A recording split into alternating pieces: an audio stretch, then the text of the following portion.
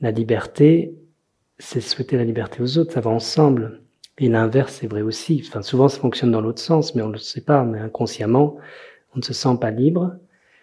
Et donc, on a des dépendances, parfois d'ordre affectif ou d'autres choses. Tout est dépendance. Tout est interdépendance. Et donc, quand ça passe par le prisme du mental, ben on est dépendant à l'extérieur sous différentes formes.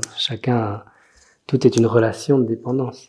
Chacun a sa forme d'addiction. C'est normal, hein, c'est naturel. C'est comme ça que ça fonctionne. Au travers de la personne. L'impersonnel est indépendant, la personne est dépendante. Peut-être on peut retourner cette dépendance dans l'indépendance, tu vois, pour être en relation avec ce qui est indépendant et libre.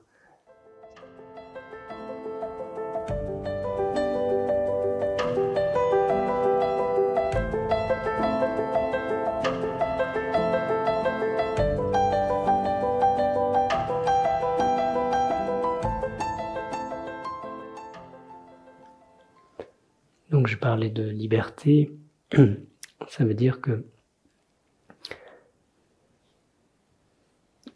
comme tout est inversé, quand je dis tout est inversé dans le sens où l'habitude que nous avons, notre habitude de fonctionner ordinairement, c'est au travers de l'identification à la pensée, au rôle de l'instant et auquel on s'identifie. Et donc nous avons l'habitude, au travers de ce système, de davantage regarder à l'extérieur de soi plutôt qu'à l'intérieur de soi. Nous avons l'habitude plutôt de regarder à l'extérieur comment ce qu'on observe à l'extérieur de soi interagit avec l'intérieur. En fait, on ne fait pas en conscience. Sinon, si on faisait déjà ça en conscience, on parlerait déjà d'intériorité et on aurait déjà conscience d'une certaine intériorité. En fait, on regarde l'extérieur et l'extérieur nous fait réagir. Donc on est en réaction avec l'extérieur. Et en fait, c'est parce qu'il y a quand même quelque chose ici qui réagit, mais on ne le voit pas. Et du coup, ce que je propose, c'est de voir les choses dans l'autre sens. Si vous voulez, c'est comme la lumière qui est inversée, en fait, parce que ça reste de la lumière. On a créé tout ça, nous avons créé tout ce que l'on voit, nous sommes créateurs, nous sommes lumière, nous sommes créateurs. Et nous regardons juste notre création et nous essayons même de nous comporter comme si cette création vivait comme le créateur, ou en tout cas indépendamment de nous. Nous ne voyons plus la source de cette création, nous ne nous rendons pas compte que nous sommes la source de ce que nous voyons autour de nous. Et donc, notre pouvoir créateur est retourné, il est inversé, il a été tourné vers l'extérieur. Mais c'est bien notre pouvoir créateur, on reste créateur, c'est nous qui avons créé, nous sommes tout aussi libres en fait, mais on l'a retourné contre nous-mêmes. Et on s'est auto-créé des mémoires, comme je disais, des schémas de pensée, nous utilisons ce pouvoir contre nous-mêmes. On se culpabilise, on se juge, on s'enferme dans plein d'idées, dans plein de croyances, etc. Ça arrive en tout cas qu'on le fasse.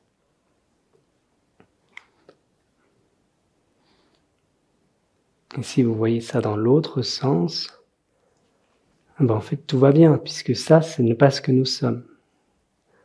C'est juste des idées, mais c'est pas ce que nous sommes, mais on fonctionne comme ça. Et donc là, la liberté est moins grande. Et dans cette idée-là, qu'est-ce que nous cherchons ?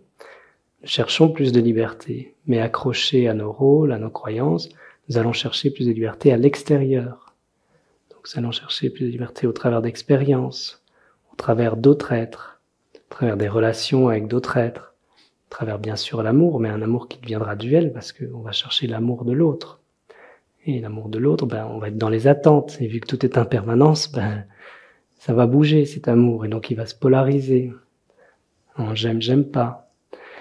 Donc c'est pas stable à ce moment-là. Et donc, on peut, dans cette recherche à l'extérieur de soi, on devient dépendant.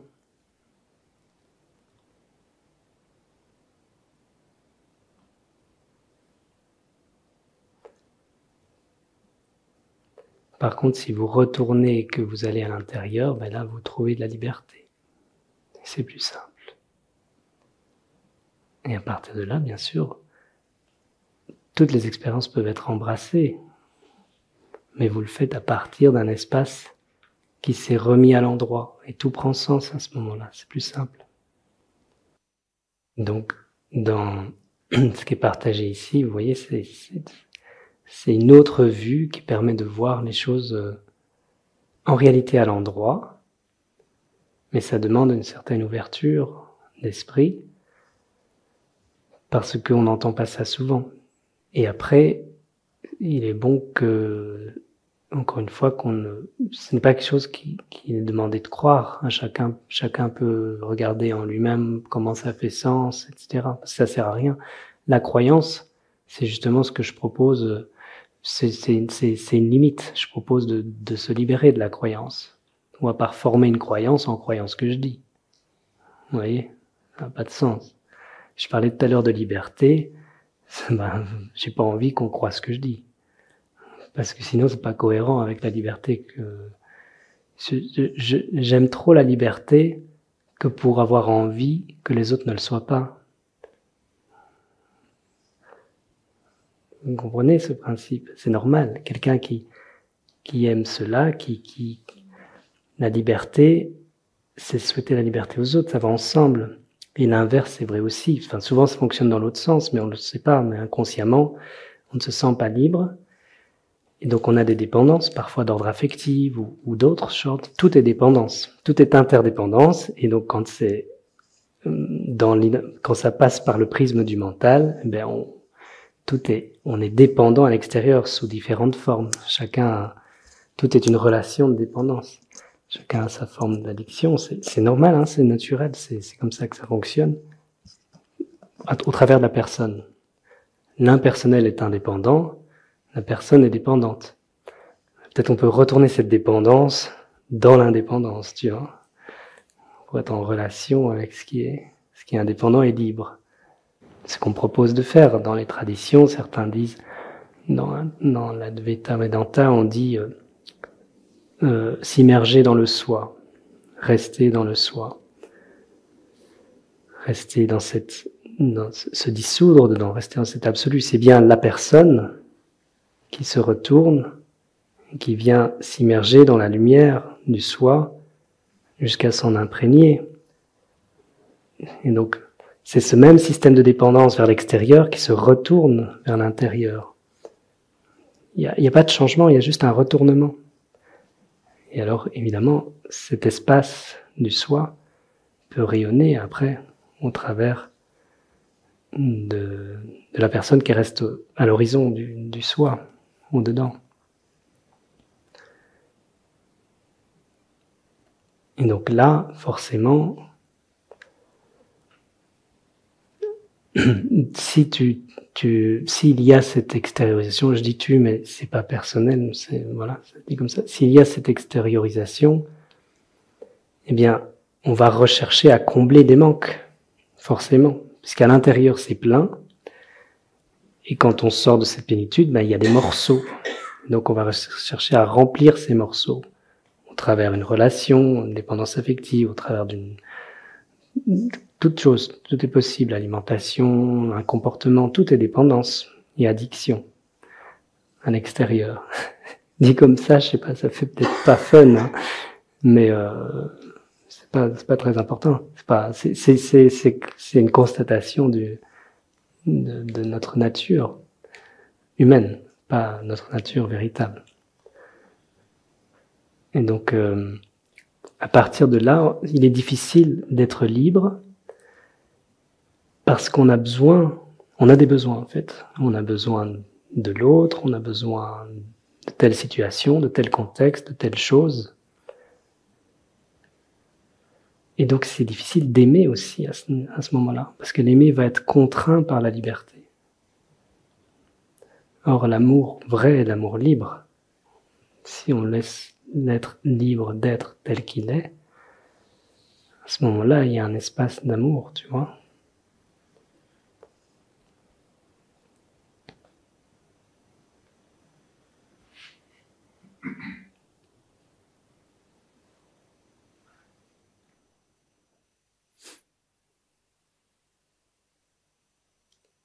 Donc ce que je vous propose, c'est de ne pas croire ce que je dis, mais simplement de voir comment ça résonne.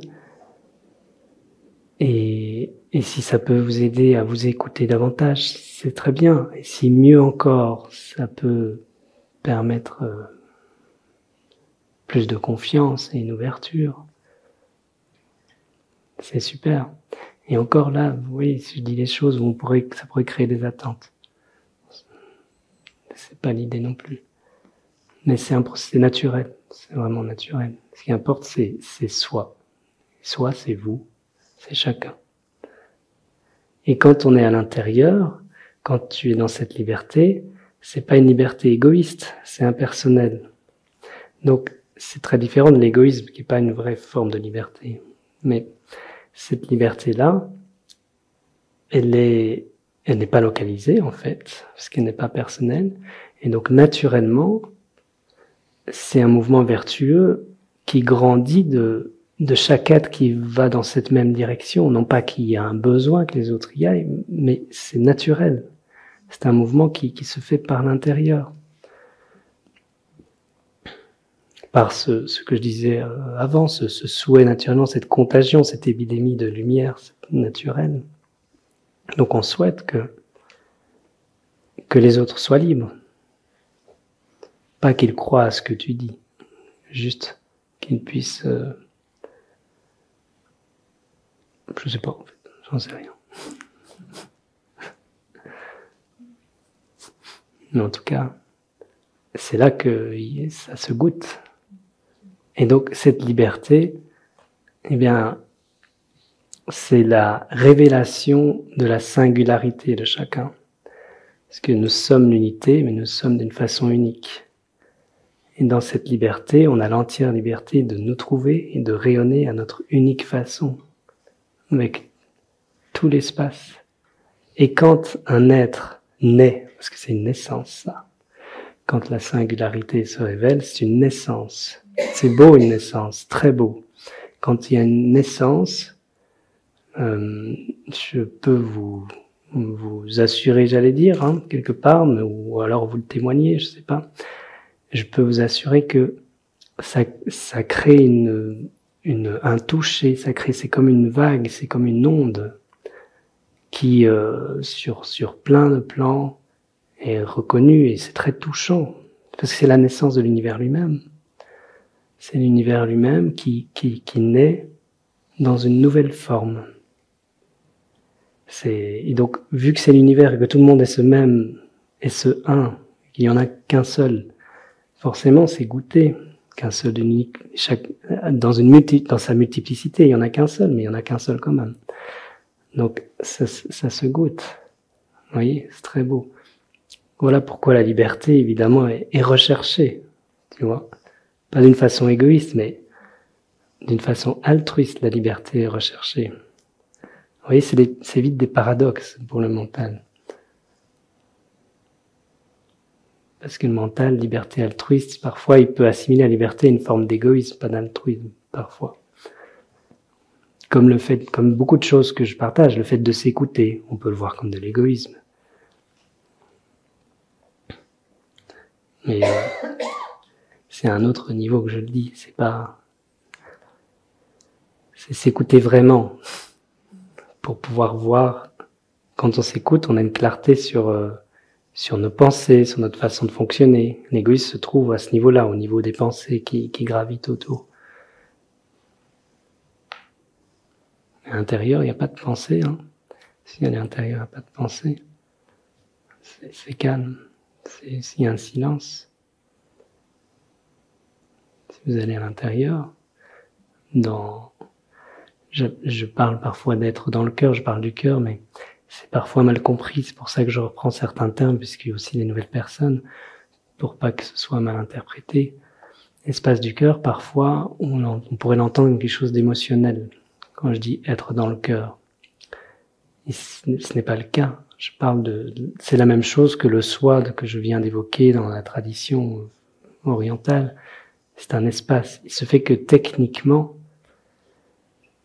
pour passer du concept au vécu, c'est-à-dire que pour passer d'une expérience ou d'une compréhension de cet espace, quelque chose qui devient vivant pour soi, ça va prendre chair. Il y a quelque chose qui va s'ouvrir et ça va passer par le cœur. Donc c'est pour ça que parfois on parle de cet espace. Et on peut assimiler, et on le fait parfois, le soi au cœur. Mais c'est pas le cœur émotionnel. Vous voyez, c'est pas quelque chose qui extériorise. C'est une porte sur la vérité, donc sur ce que nous sommes, en vérité. C'est ça.